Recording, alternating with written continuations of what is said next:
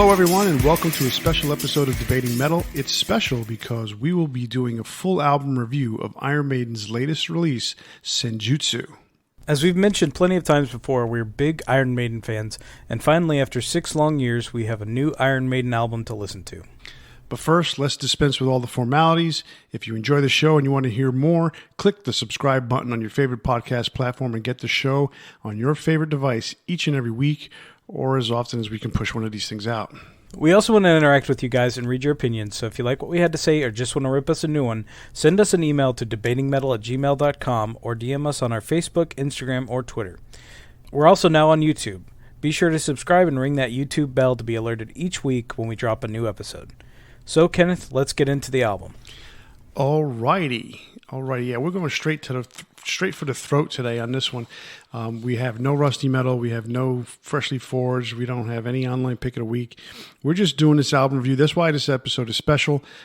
We really are enjoying what we're listening to so far. We're going to talk to you about it. Iron Maiden, Senjutsu. All right, the album was produced and mixed by Kevin Caveman Shirley. It was recorded at Guillaume Tell Studios in Paris, France, and it was released on BMG in the United States and Parlophone Records outside of the U.S. So the album is 10 tracks. It is like 89 minutes long or something like that. I didn't get the final number. I mean, it's really, really long. But I can tell you what, if you're listening to all 10 tracks straight through, it goes by pretty quickly. About 89 minutes quick, but it doesn't feel like that. It's really It does cool. not feel long. No, yeah, it's a good album. All right, so let's start it off. Song number 1, Senjutsu. All right, so Senjutsu is really an epic opening to the album. You can already hear the production value is better than the previous few albums. You can actually hear each instrument, which has always been a gripe of mine from, basically from everything after Brave New World. So a lot of times there was a kind of a muddy mix where you couldn't differentiate everything that was going on. You could tell the song was cool. It had a great melody, great rhythm, whatever to it, but there was always this muddiness to the mix, and it's not here, which I really enjoy. The main riff is really cool. It's like a battle drum beat that's taking you right into the concept of the album right from the very beginning, which is great. The guitar melody behind the chorus is just fantastic, and it's really the perfect track to kick this album off. Touching upon real quick about the production that you were talking about, I really have to say that this to me is one of the better sounding albums, if not the best sounding album since Brave New World. But Matter of Life and Death, as much as I don't listen to that album much, to me the production was good on that one, but not as good as this one. Although there are times on this one, and I've mentioned this to you before, where the vocals sound a little muddy to me, but it's overcome by the rest of the band sounding good. Because if they had done like a muddy vocal and then sounded like the drums that were on Book of Souls, it just would have sounded like mud to begin with. But the drums the drums sounding really good on this album was definitely a boost for it, as far as to me, some of the vocals weren't fully up there in terms of the mix, but it was still good enough for me, I guess you could say in that way. Okay. So I really liked the production for the most part. Starting off with Senjutsu, the song, as you mentioned, kind of tribal sounding. I love the drums on this. It's really cool. It's very, very different from anything that Iron Maiden has done before in terms of this kind of song. I don't think they've ever done anything like this before. But at the same time, it's pretty unique. And at the same time, it's still Iron Maiden, and that's really cool. Mm-hmm. I was recently listening to an interview with Nico, with Chris Jericho, and he was talking about how they did the drums on this, and it was a little different, and he enjoyed doing the drums on this song because it was so tribal. And another thing about this song that I really liked, there's to me, and I'm a big Saigon Kick fan, and I know not a lot of people out there know who Saigon Kick is, but there's a small reminiscence of the first song that Saigon Kick ever put out, which was New World on their first album. That whole tribalness to it, and the way that the vocals just go along with it, it reminded me a lot of that song. So if you... I can see that, now that you're saying it. There's clearly a difference in style of music, but there is a similarity. Yeah, absolutely a difference. The similarity is just the whole tribalness of it. Yeah, definitely. Yeah, and the pace too. The pace of the song, of each song, is similar. So if anybody's out there and is not a Saigon Kick fan, and you like, I guess you could say, metal version of the Beatles, to some extent, pick up Saigon Kick, especially their first album. Well, they've got 4, I think it is, and their first 2 are the best because those are the ones that have Jason Bieler on guitar and Matt Kramer on vocals. Matt Kramer left during the 3rd album recording, and so it's only Jason Bieler on the 3rd and 4th albums. But these first 2 to me are classic. So the song reminds me a lot of New World. I like the song Senjutsu a lot. That's a pretty cool song, and it's again starting off the album with an 8-minute song. I mean, it's just hard that's pretty much going to be the standard all throughout the album. It's hard to comprehend how you start off like an album with an 8-minute song, but they did it with Sign of the Cross when they released the X Factor. So it happens. That's for sure. Iron Maiden, my friend said this the other day, and he's not a big Iron Maiden fan, but he says they're one of the bands, because he likes a lot more technical music, just in general. That's just his thing. And he was like, Iron Maiden is one of those bands that you can hear them, and it's them no matter what. And he's like, they're one band that I may not go out of my way to listen to, but anytime they come on, I don't change it. Oh, that's cool. Which, it's a compliment from somebody that doesn't listen to that kind of music. That's a very high compliment, actually. All right, so the second track is Stratego, which is a Yannick Gers and Steve Harris track. It's the second single as well as the second music video. The video is really cool. If you haven't watched it yet, definitely check that out. It has a very distinct Adult Swim flavor. And Adult Swim is Cartoon Network's late night programming. If you're not familiar, a lot of TV shows that they've produced have had this same kind of style, although it's definitely more refined than a lot of the stuff that you'd see on there. The video features this great battle with many characters dying and kind of returning for revenge, etc. And it's really cool because the ending has a really nice twist to it. So definitely check that out. I don't want to spoil the ending, but it is a really cool video.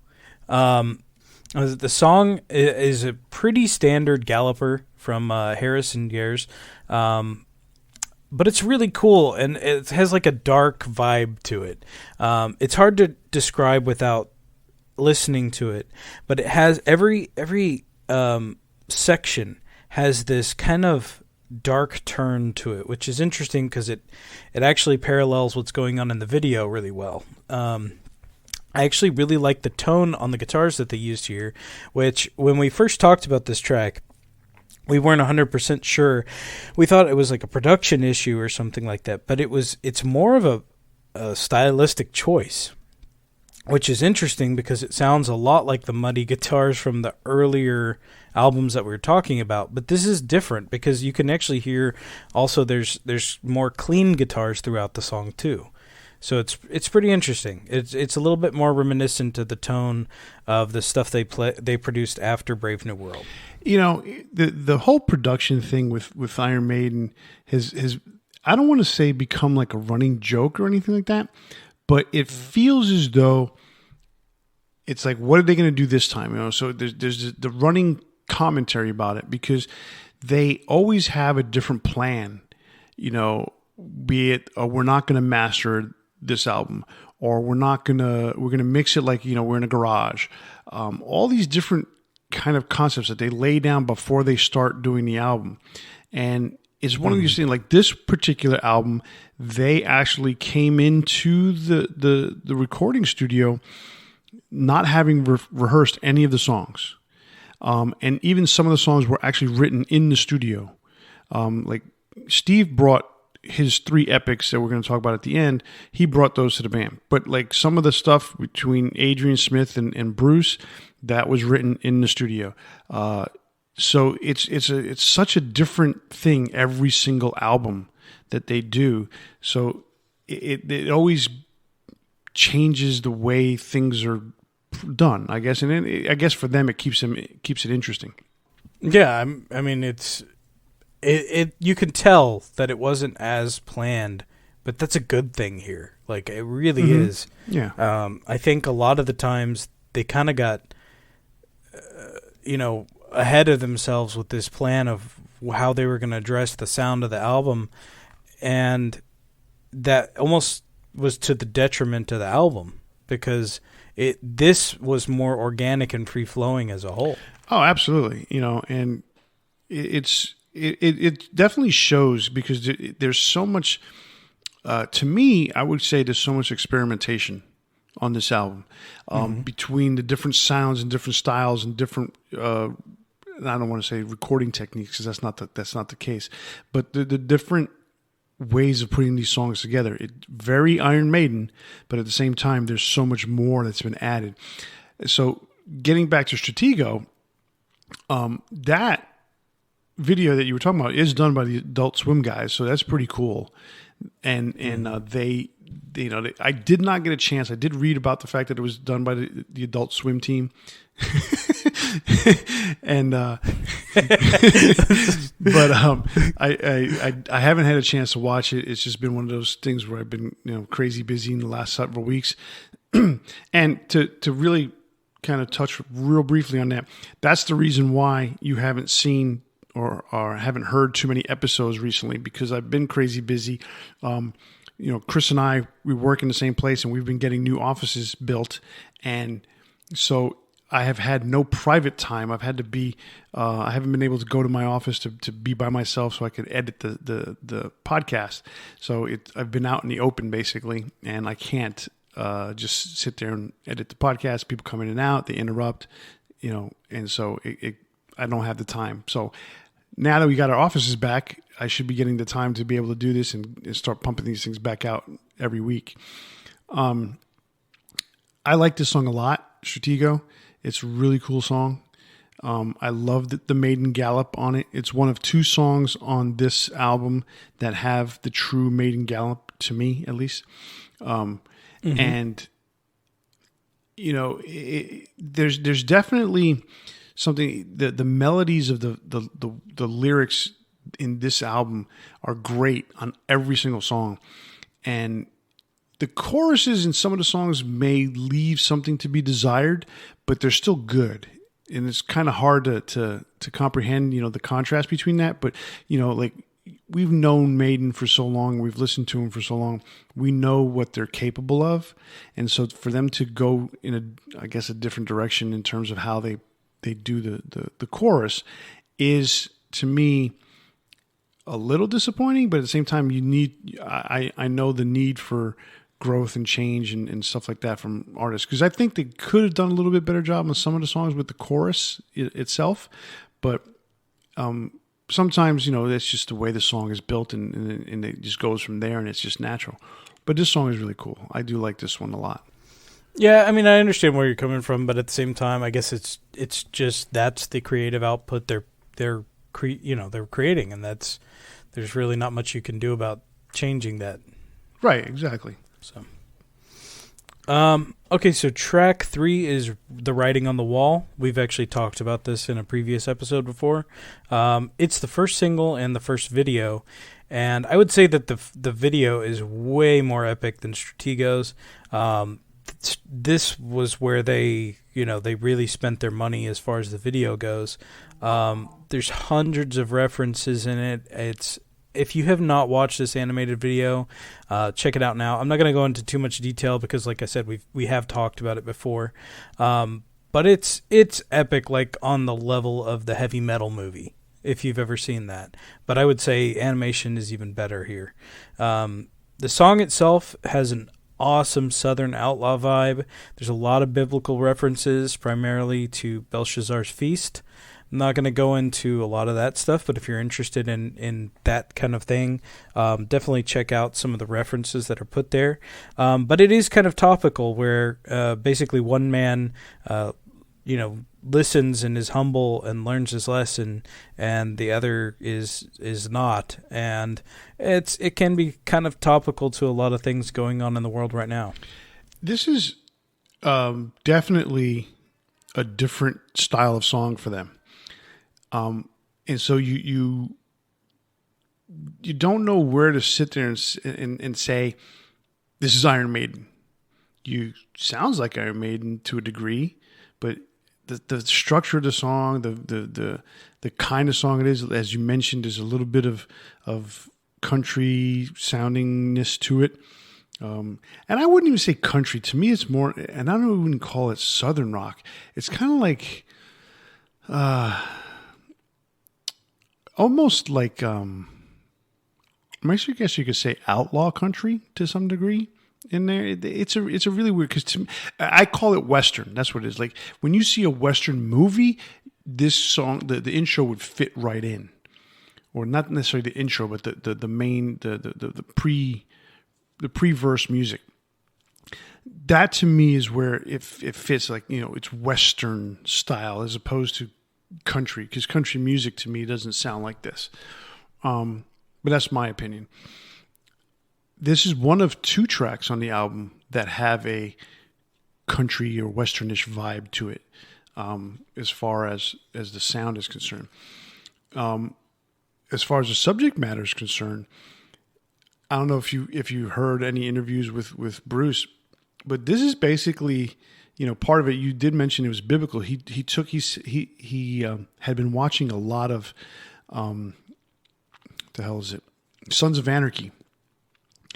And the idea came to him, what if the 4 horsemen of the apocalypse were bikers? And so that's part of the which is part of the video, right? Yeah. And so it's funny, because I'm like, that's an interesting concept, because of course the 4 horsemen of the apocalypse, in biblical terms, they're horsemen, and they're riding on these horses. But when you think about today's society, that would be so much more apropos, I guess you could say. 4 guys riding on steel horses, that they like to call it, So that's a real interesting concept, and it comes across pretty well on the video. So I like this song. This song is not a fast song. It's not a plotter either, but it's really cool. I like the chorus. See, in this one, I like the chorus a lot. It's a steady pace. It's a very steady pace song, and I like the chorus a lot on this one. This is a really cool song to me. It's not necessarily their best work, but it's definitely a really cool song. No, I really enjoyed it, and I think the video definitely enhances it too, because the first time I heard the track, I was watching the video, and it kind of gives that imagery along with it when you're listening to the song, which is just fantastic. What I liked about the video and the way they premiered it, I guess you could say, because they had a countdown, and it was funny because they kept, they had a countdown to the album release name, when what the name was gonna be and when it was gonna be released, and then you heard nothing. So they every day on Twitter, I think it was, or Facebook, I can't remember, they were putting out a copy of the album of their previous releases in order, up to Book of Souls, and they had added in most of the albums, they had added a little tiny picture of either the Belshazzar's feast icon that they were using, like a little mountain looking thing, like a flame or whatever. And then they also put WOTW writing on the wall. So in some albums they put just WOTW, some albums they put the little feast symbol, some they put both. And so there was, I guess they did it, for 16 days in a row, because they had 16 studio albums. And then on the 17th day, they premiered the album cover. They premiered the name of the album, and then you didn't hear anything from them for a week. And then it was a week later, they said, this Friday, I guess, which was another week later, we're going to premiere our new video for the song. I don't think that they didn't say what the song was. I don't remember. Maybe they did. And they did, The Writing on the Wall. And so what was so cool about that was the build-up. Like back in the day when MTV actually played videos, you heard about, Friday night we're going to be premiering the new Iron Maiden video for, Flight of Icarus, from their new album, Peace of Mind. And you had this build-up and you would see it. Or sometimes like when they finally started, Headbangers Ball became a thing, they would premiere metal videos on Headbangers Ball. That would be the first time you could see it. So that was cool. It was an event. And that's what this was, and that was what was so cool about it. It was almost like the old school days of world premiering a video, and that was pretty cool. I liked that a lot. I think fans of the genre and fans of the band kind of saw it that way, and it's something that's not really done anymore, like you said. And it was a really cool effect. So, kind of got to relive those years a bit, right? And speaking of MTV videos, they had their MTV Video Music Awards the other day. I'm like sitting there thinking, you guys don't even play videos. What are you doing Video Music Awards for? All you do is play, 16 and Pregnant for the 1,000th time.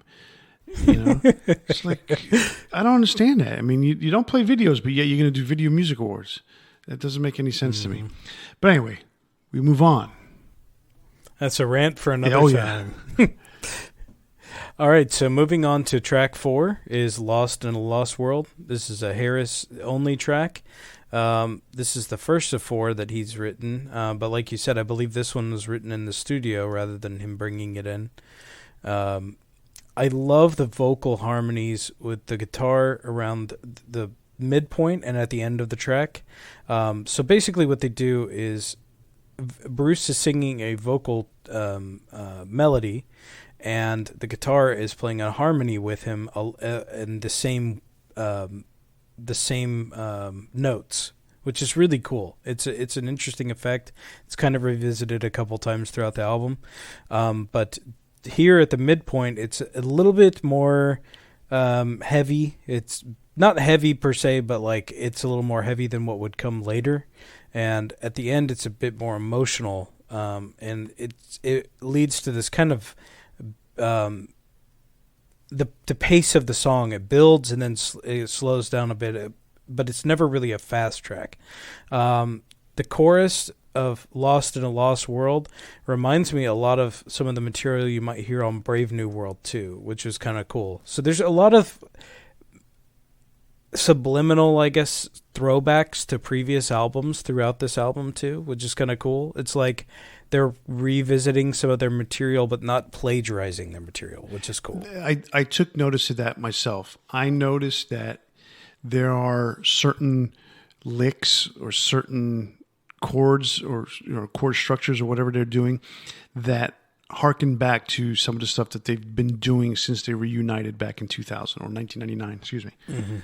So that's pretty cool, because basically it's almost like this is putting everything together that they've done for the last 22 years. They're taking something from everything. And well, there's even some stuff from before that. That too, but to me, what stands out the most is there's so many different things that come from the reunion era, I guess you could say. From production all the way to songwriting to the structures of the songs. There's so much that goes back. It's pretty cool. This song for me is not one of my favorite songs on the album. It's a slow, then it comes to that as you said, it's kind of heavy, and where they're kind of making a statement type of heavy, not that's and then it goes into the guitar solo, and it kind of slows back down to the way it was at the beginning of the song. So there's nothing wrong with it. The song, it has its paces. It just, to me, it doesn't do it as far as keeping my interest and energy up for the song. But the song is it's just such a weird way to put it. It's a good song, but it's not one of my favorites on the album. It doesn't help that it's one of the longest tracks. That is correct. It does not help. But again, the fact that it's slow at the beginning, that's okay. I don't have a problem. I'm used to that now after 20 years. You know, so and then it has that heavy statement in the middle, which works for the song. It just doesn't go past that. Like I'm almost expecting them to hit the breakdown part and speed up 2 or 3 times, which they do several times throughout this album. But they don't do it in this one, and I guess that's the trick. They don't do it in this one. They go back to the beginning. And it works for the song. It's just not one of my favorite songs. Fair enough. All right, so track 5 is Days of Future Past. This is the second Smith and Dickinson track following Writing on the Wall. And I can't verify this, but considering the content of the song, there's an X-Men story called Days of Future Past. I believe they did a movie of the same title. But basically it's the end of the world, and that's the lyrical content of the song, which is very interesting that they would use that same phrase. Unless that's a reference to something else that I'm not aware of, it does seem very similar in content. It's a good track and it fits in, but again, this is not one of the standouts to me. Even the solo is a little bit understated here, but it's a good track. See, now I like this track. I like the fact that it's up tempo, but what I think is pretty cool, and how we were talking about how sometimes the choruses are not actually fitting in with the rest of the album or song, is that in this particular version or case, excuse me, is that the song itself or the main verse is very up tempo, and then when it gets to the chorus, it slows down a little bit. So they play with the tempo and the time changes, but it's in reverse. Because sometimes to me, like you have a lyric melody and you go on and and you get to the chorus and it kind of slightly speeds up, or it's a little bit more upbeat, I guess you could say. Well, in this particular case, it's the opposite. It's a very up-tempo verse, and then it kind of slows down. And I'm not saying slows down to like a crawl or anything like that. It's just a time change brings it down just a few beats. And I think it's cool. I actually like the song a lot. I like the way it comes across. And, then again, at being only 4 minutes long, it's pretty quick in and out to keep your... Yeah, it's an oddity on the album because it is only 4 minutes long. Yeah, it is the shortest song on the album. Yeah, and let me clarify. When I say it's not one of my favorites, that it's not to say that I don't like the track in this particular album, because honestly, this is one of those albums that I can listen to from beginning to end and not skip a track. And that's not very common anymore. No. So I'm very happy with this album. But again, it's like I said, it's not one of my favorites, but I do enjoy it quite a bit. All right, the next track is The Time Machine by Yannick Gers and Harris. This track definitely has an Irish jig style to it. Even more so at the solo at the 4 minute mark. To me, the most standout moment is this section it's very jammy and hectic that leads into the solo, and then the proceeding faster section after that. It's a song that takes some build up, but it just gets better and better as it goes. I agree with you on the Irish jig thing. There's a couple of songs on here that are kind of have that vibe to it. And I think if you think about all the Iron Maiden songs that they've done post reunion, there are several songs that kind of have that vibe to it. The Klansman was one of them. This song, The Time Machine, is one of them.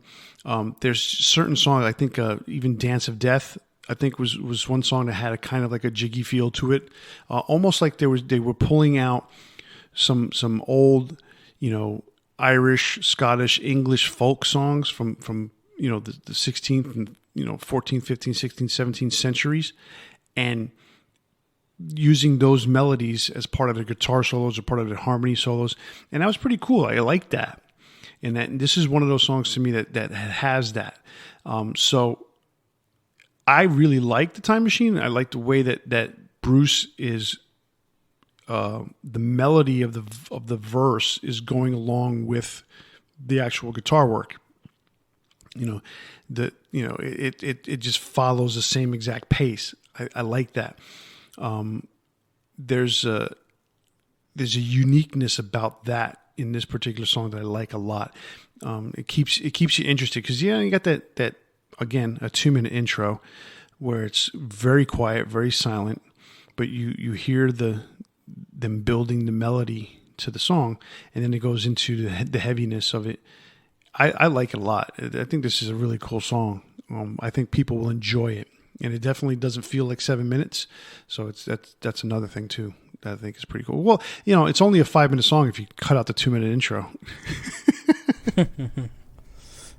All right, so that leads us into track 7, Darkest Hour. So this intro gives me some really big old Iron Maiden vibes, which is cool. It feels like something off of maybe Somewhere in Time. It is very interesting that it just gives me these vibes, but I can't really place why. It's a slower track, but it's really quite epic. The solo begins at the 4-minute mark and honestly is one of the best on the album.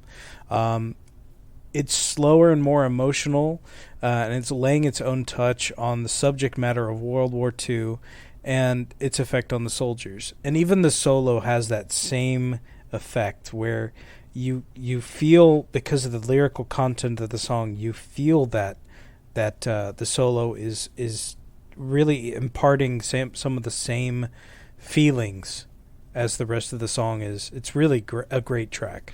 Absolutely. It's not a barn burner by any means. It is definitely one of the few slow songs you could say that Iron Maiden has in their catalog. But the subject matter forces the song to be that way. It's not a happy song. It's not a happy subject matter. And so they definitely, do right by the song, I guess, like that, and do right by the subject matter. And I'm going to say something here. I'm not ashamed to say, and I'm not embarrassed to say, that I am currently watching Downton Abbey. Okay? And the reason why I bring it up is because I'm in season 2 right now, and they just finished, the World War I has just ended. And one of the battles that they were talking about was the Battle of Passchendaele, which Iron Maiden wrote a song for back on Dance of Death. And this, that's been their subject matter for a while now. They use a lot of the world wars and the different, World War I and World War II as the basis of a lot of their songs. Aces High, Passchendaele. These Colors Don't Run, and a lot of the subjects that are a matter of life and death. I mean, hell, the album cover itself was a war cover. So it's just that's what they do. That's their subject matter. That's what they are very good at. History. You get like a history lesson every time you listen to Maiden, and that's awesome. I like that. This song definitely does that as well, and it is a dark subject matter, and it's a dark song. Not trying to be punny about it because it's called Darkest Hour, but it is definitely that kind of song and that kind of vibe, and it's a good song for being a slow song that never really picks up the pace. Well, yeah, I mean, this is one that kind of reflects directly in a way on Britain's interaction in World War II, and it refers to kind of maybe how at one point the public felt a certain way, where there was more of a nationalism in that you would be supporting your country no matter what, and now I think a lot of people reflect back and say, what were we really fighting for a lot of times? Mm-hmm. And there is an aspect of, yes, absolutely, you're fighting for your country and you're fighting for the people and the rights of the people, etc. But at the same time, sometimes we're manipulated in ways we don't even know. And so there's some really deep lyrical content here, which is just, it's great. And it's amazing that after this many albums, after this many years, that Iron Maiden is still putting out such high quality content. Absolutely. I love everything that they do as far as the content of their songs. So yeah, it's absolutely amazing the way they write. It's just awesome. All right, that leads us into track 8. This is the first of 3 tracks that are Harris written, and I would say 3 tracks that are Harris written and part of an epic at the end, I would say. And he's in top form here. He really is. Death of the Celts definitely has, or Death of the Celts. I said Ooh, that. You said it like I say it. That's funny. The Death of the Celts has some similarities to the Klansman, but I would not say this is the Klansman 2 by any means. The album clearly has this world traveler feel. I mean, it's taken you from Ireland to England to Japan.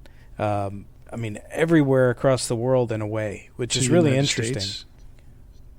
I mean, yeah, it's everywhere, which is really cool. So there's this tying in aspect of war, and what's interesting here is it's talking about how there was this glory and death in going and fighting, and it's a subject that's touched on in other songs, like we just mentioned, Darkest Hour, where you look back and you say, okay, we were fighting, but what were we fighting for? Which is interesting. There are moments of this track that remind me of Big Aura, which it was off of Power Slave. Power Slave. And the instrumental sections and the solo on this particular track are just killer. It's arguably one of the best solos on the album. I really like this song. This is one of the songs I picked out, and I said, this is going to be a good song. I don't know what made me think about it that way. And as soon as I heard it, I said, the first thing I thought of was the Klansman. And I remember texting you saying, "Oh, this is Klansman 2." And I didn't mean it to be like an exact duplicate with different lyrics. But to me, the song structure, it was all written, and we all know Steve is a bassist and he writes stuff on his bass, but there are times where songs don't sound like that. Like specifically the Klansman and actually part of these 3 epics that he's done on this album here, they have bass intros. He's playing on the bass, whether it's a piccolo bass type of thing or just doing a lot on the high strings. Very similar to what he does on the Klansman is what he's doing on here. So he wrote it the same way. It's very similar structure, bass intro, and then the bass picks up a little bit faster, and then it goes into the song. To me, after that, the comparisons, go away because the Klansman has this epic, chorus, the whole freedom thing. This one has a little bit of a different chorus. It's not as epic, but what it does have is another addition to Irish folk songs. It has a lot of that jig kind of guitar soloing and harmony parts that definitely tell you there's some Irishness to this song, which is really cool. I like this song a lot. And there's some really good solos on this song, and it is one of the epics the 3 epics to end this album. And this is a 10-minute song. And it's like, this one to me keeps you interested all 10 minutes. Once you get past the 2-minute intro. And but the thing about those intros is they do build up and they add a bit of mystery to some of these tracks, especially in these last 3 tracks. I mean, I think those intros are really good and they fit the flow of the song, especially when we get to track 10. Right. So I don't disagree with any of that. And I pick on it and I make fun of it because it, like, almost every single one lasts somewhere in the 2-minute range, and then it goes in. And I think that's purposely done because you don't want to lose the audience. And you don't want to go any farther into it, and then you've lost the song, you've lost the audience. So there's a certain point at which you have to stop if you're going to go into the rest of the song. And they know this, and they've done this for years now, and this is their style ever since the X Factor, I guess you could say, was really the beginning of it, or the start of it. There are probably a few other songs in their catalog historically that have similar starts, but they weren't as long. I mean, you could sit there and say, was it the To Tame a Land has a similar start. It has that slow intro, and that was probably one of the first instances, and that was all the way back to Peace of Mind. But it was one song based on the album. They ended these songs with these epics, but this has now become where we have a half of an album of epics and half of an album of some of shorter songs. And again, nothing wrong with that. It's just they've obviously changed and become more progressive over the years and stuff like that. And that's, this is where we are with Iron Maiden. They're still great, but they are completely, I keep saying that, I had a conversation with my buddy Matt, and I said, this is a different band, even though it's the same 5 guys that have been there since 1983. Yeah. They just added one. So you think about it, it's a different band. Well, no, it's got Yannick now, but that's a different story. It's just funny. They're a completely different band when they reunited from the band that was before the reunion. So it's pretty cool. This Death of the Celts is a really cool song. All right, that takes us into track 9, which is The Parchment. It's the second of the last 3 epics by Harris. In many ways, this is a typical Iron Maiden classic album closer, but it's not. There's still one more track after this. So, which is funny because it is, if you listen to it, it does feel like an album closer. Bruce has a vocal harmony with the guitars towards the end that's really cool. Again, that's revisited from some of the earlier tracks where they did the same thing. So it does tie in musically to other tracks in the album. It's a bit of a slow builder, but again, it gets better and better as it goes.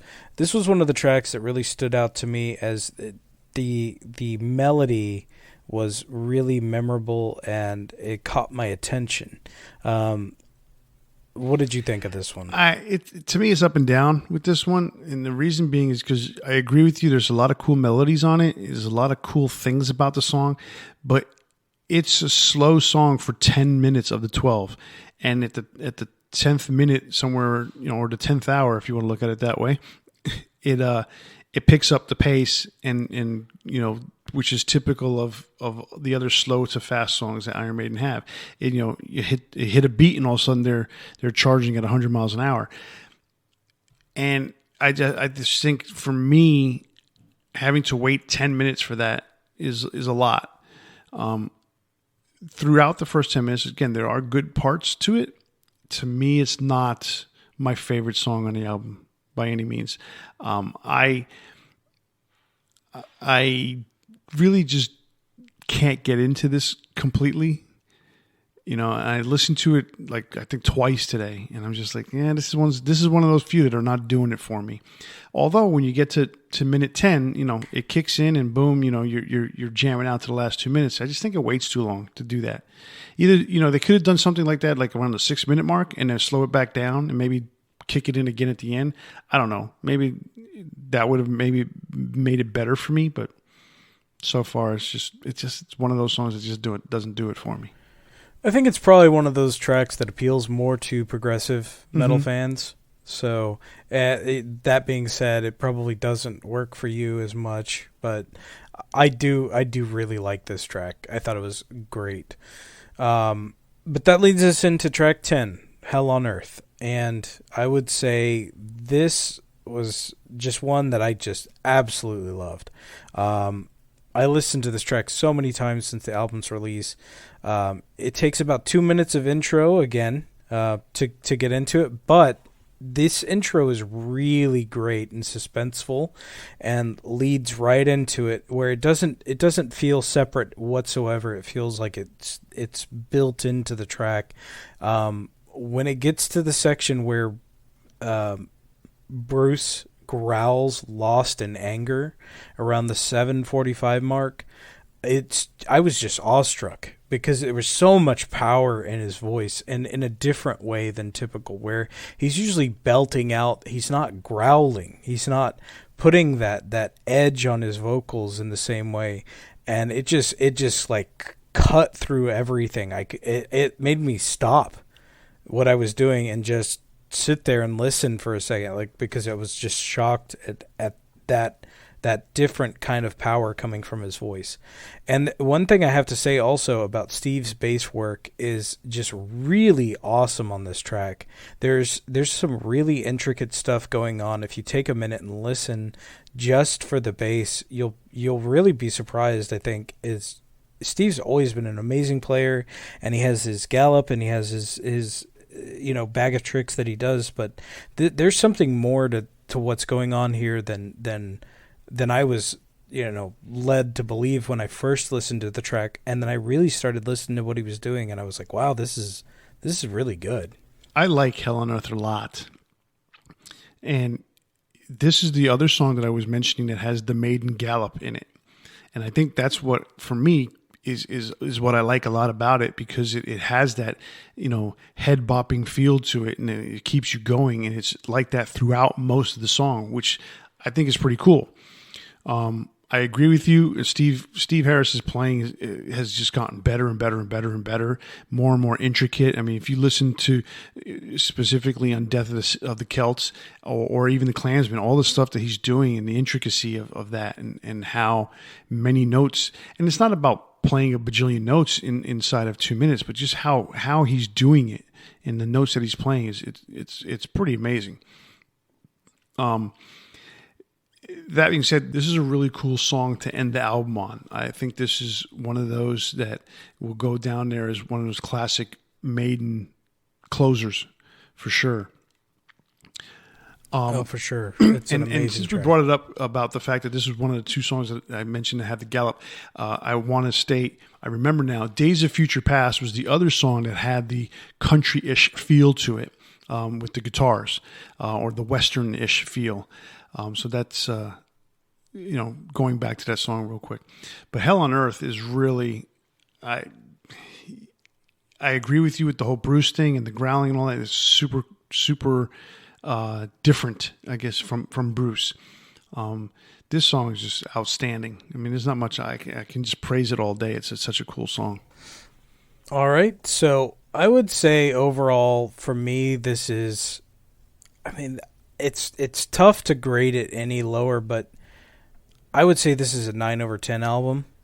I absolutely love it. I've been listening to it over and over again since it came out, and it's like I said, one of those few that I can just listen to from beginning to end. Yeah, there's a couple tracks that I think are not as good as the others, but they're still good in my eyes. And the standouts, I really like Senjutsu, Stratego. Writing on the Wall is such a cool, unique track from the band. Hell on Earth, to me, is just, it's the best on the album. And I would say Darkest Hour. Those are all highlights, but I could really just about list every song.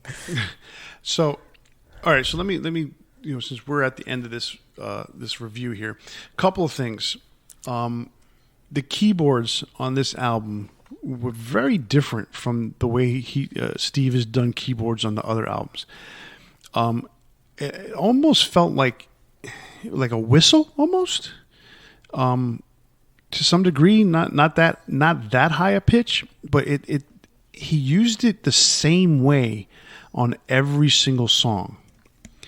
And I thought that was kind of weird because in other albums, they haven't done it like that.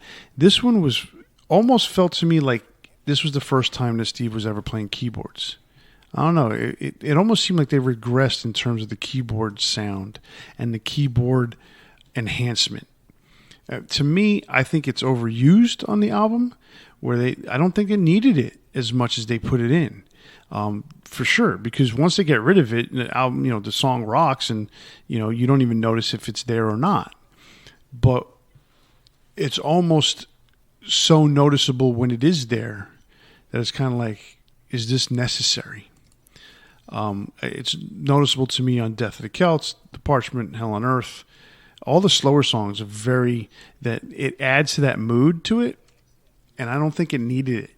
But, that's where we're at right now. As far as highlights, let me go over a couple quick lowlights for me. Lowlights were The Parchment and Lost in a Lost World. The Parchment is probably my least favorite song on the album. I just cannot get into it. Everything else, though, I really like Senjutsu. I love Stratego. I love Days of Future Past. I think Writing on the Wall is such a unique song for Iron Maiden. I love Death of the Celts. I love Hell on Earth. So Darkest Hour, I like that song. But it's one of those, to me, I'm going to listen to that because I'm listening to the whole album. I'm not going to pick that song out. Time Machine, I love that's probably, I'm going to sit there and say Time Machine and Death of the Celts and Hell on Earth are my three highlights on this album, to the top. Where like songs like Stratego and Writing on the Wall, they're right in the middle as far as the highlights are concerned. Okay, so of those three, which would you say is your favorite? I'm almost going to say The Time Machine on that one. Yeah, Really? I really Okay. love the vocal melody on that song. There's something unique about it to me, but at the same time, there's something in it that reminds me of something historical. And when I say historical, something musically in the past, not necessarily Iron Maiden, but it just reminds me, it's nostalgic for me, I guess you could say, put it that way. And I like that. So I just love that whole structure, the way they did that. So to me, I've gone back to Time Machine several times. I go back to Death of the Celts, and I go back to Hell on Earth. That's why they're the three highlights. But I would say I probably go back to Time Machine more than the other two. So you... Well, no, go on. I was going to say, you gave this would you say a 9 or 9.5? A 9? 9 over 10. Because of the length of it, and the fact that there's 3 songs that are over 9.5 minutes long. Well, excuse me, 4 songs, and then you add the 8:20 and the 2 7-minute songs. It's a really long album. To me, that's what brings it down a little bit as far as my score. I'm giving it an 8.5. So it's still up there. It's still a very good album. Don't get me wrong at all. It's an excellent album. It's it's something, I've heard people say that they like this better than Book of Souls. Well, I liked Book of Souls a lot. And I think this is up there. I probably put Book of Souls like an 8.7 or 8.8. This is being an 8.5. But there are certain songs on this one, to me, that are better than what's on Book of Souls. But as a collective unit, Book of Souls, I think it edges it a little bit. But this one's better to me than other albums. This one's better to me than Matter of Life and Death. This is probably better to me than The Final Frontier. I would actually say, to me, this is the best album since Brave New World. Okay. I mean, I'm not going to argue with you on that because it's a really good album. I did like Book of Souls a lot, so that's why they're real close to me in there. Gotcha. But yeah, so Brave New World, hands down to me, is the best of the whole reunion era. So you got to fight for second, third, and fourth place between these, Book of Souls, this album, and Dance of Death, in my opinion. Well, you mentioned that your favorite and your least favorite. I would have to say I did mention that Hell on Earth was my favorite. I would probably say that Days of Future Past was my least favorite. That being said, I still enjoyed the song. I just don't think it was as good as the rest. Interesting. I didn't expect that because of the fact that it's such an upbeat song. But I will tell you this, okay? Listening to this album, and between listening to Book of Souls as much as I did and now listening to this one, I think this one harkens back more to what they have been doing the last 20 years than Book of Souls. Book of Souls was more up-tempo for most of the album, where this one has a lot of emotion and a lot of up and down, which is very similar to what's on Matter of Life and Death and Dance of Death and all that. I'm going to give Matter of Life and Death another shot. And the reason why is because I think it's finally sunk into me that this, like I was joking when I said about Matt, that this is a different band, even though it's the same 5 guys plus 1 since 1983. So I think I finally have completely accepted the fact that this is the way they write now. So if this is the way they're going to write now, and I'm going to be a fan, I need to be understanding and accepting of what they do. You know, and there's a lot of songs I like.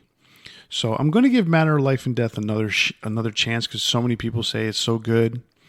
You know, and there's some songs I've picked out that I do like, you know, but those are the typical ones. We were talking about them, you know, the other day with A Different World, These Colors Don't Run. I'm going to give The Reincarnation of Benjamin Brieg another shot. But then songs like The Pilgrim, you know, I like that song. And then, you know, obviously they played For the Greater Good of God on the Legacy of the Beast tour. That song's okay. You know, so I'm gonna try and see if these will sink in a little bit more to me, you know, than they have in the past. I'm giving it another shot, man. All right. I'm glad to hear it. I love that album. So actually, it's on its way to me on vinyl, so I'm kind of excited about that. Very nice. All right, well, folks, that's our review of Iron Maiden's Senjutsu. And that brings us to the end of today's special episode. So as a reminder, you can find us and all our previous episodes on Spotify, iTunes, Google Podcasts, Podbean, and every podcast platform that's out there. So don't forget to click the subscribe button. That's right. And if you enjoyed what you heard today, be sure to check us out on Facebook, Instagram, Twitter, and YouTube, or send us an email to debatingmetal@gmail.com. If you use Spotify, be sure to check out our playlist from our greatest hits episodes, and make sure to tune in to the next episode when we spark up another exciting metal debate. On behalf of Kenneth and myself, stay safe, and remember, always turn it up to 11. See ya.